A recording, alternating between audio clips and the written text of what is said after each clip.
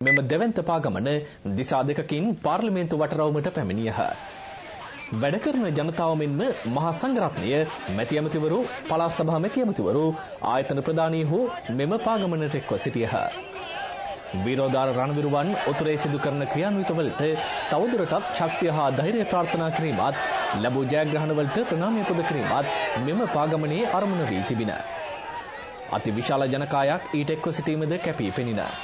ශ්‍රී ලංකා නිදහස් පක්ෂය නියෝජනය කරමින් නොයෙකුත් වෘත්තීය සමිති සංගම්වල නියුක්තයෝද පාගමනට එක්ව සිටියහ.